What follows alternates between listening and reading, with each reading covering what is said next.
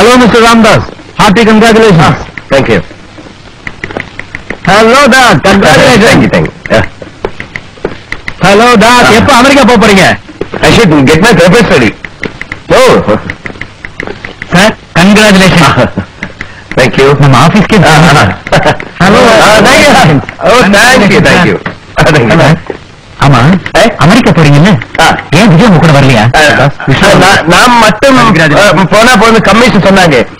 அமெரிக்கையில வந்து கொஞ்சம் சாய்ப்புங்கிட்ட எல்லாம் பேசணுமே. இப்ப இங்கிலீஷ் தெரிஞ்சவர் ஆளாகும்போ இவருக்கு நேரம் ஆகிடும். இவருக்கு இங்கிலீஷ் தெரியாது. அதனால ஓ தேங்க்யூ.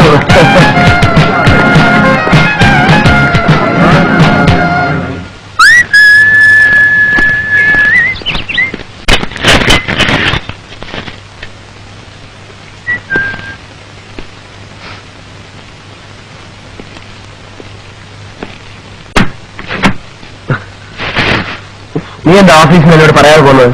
നീ എന്തിനാ ലീവ് എടുത്തത്? നീ ഇന്നലെ വിശന്ന് വന്നപ്പോ ഒന്നും തരാൻ പറ്റിയില്ലല്ലോ ഓർത്ത് എനിക്ക് ഭയങ്കര വിഷമായി പോയി. നിനക്ക് ഏറ്റവും ഇഷ്ടമുള്ള ആ മുരിങ്ങയിലും പരിപ്പും ചേർത്തിട്ടുള്ള കറിയില്ല, അത് ഉണ്ടാക്കിയിട്ടുണ്ട്. പിന്നെ മീൻ അവിയലും ഭയങ്കര മനോഹരമായിരിക്കും. കുളിച്ചു പപ്പടം വലുത് വേണോ അതോ ചെറുതും മതിയോ? പപ്പടം നല്ലോണം കഴിച്ചോളാം കേട്ടോ. ദാസ, ഈടായി എനിക്ക് ഭക്ഷണത്തിൽ ഒരു ശ്രദ്ധയില്ല. ചോരുണ്ടെങ്കിലേ ചിത്രം എഴുതാൻ പറ്റൂ. നീ വല്ലാണ്ട് മെലിഞ്ഞുപോയി അല്ലേ? വല്ലാണ്ട് മെലിഞ്ഞുപോയി.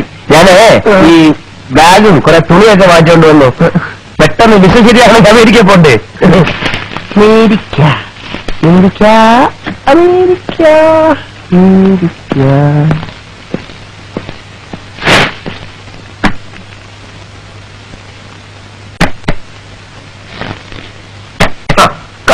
കണ്ടോ ഷൂസൊക്കെ ഇവിടെയാ വെക്ക്.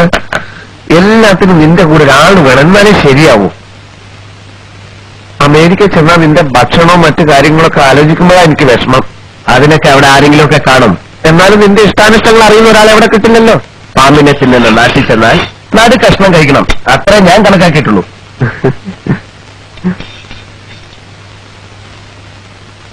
വേണമെങ്കിൽ ഞാനും കൂടെ വരാൻ കേട്ടോ?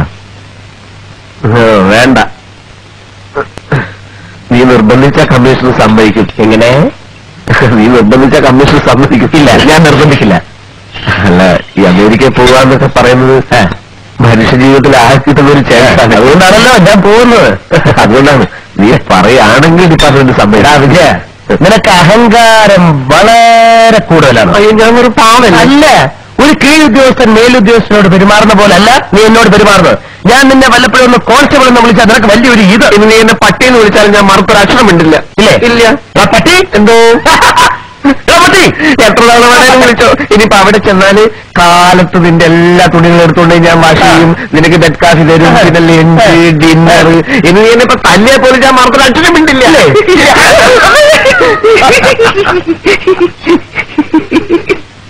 തല്ലിക്കോ, ഇനിയും തല്ലിക്കോ, എങ്ങനെയെങ്കിലും.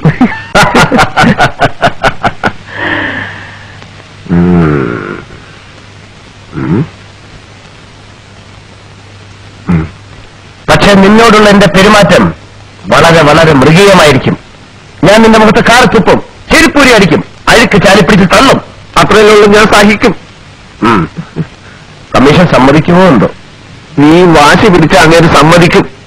Please please. ഞാൻ നോക്കാം. അയ്യോ, സംസാരിച്ച് നേരം പോയത് അറിഞ്ഞില്ല. നീലവിയൽ എന്തായോ എന്തോ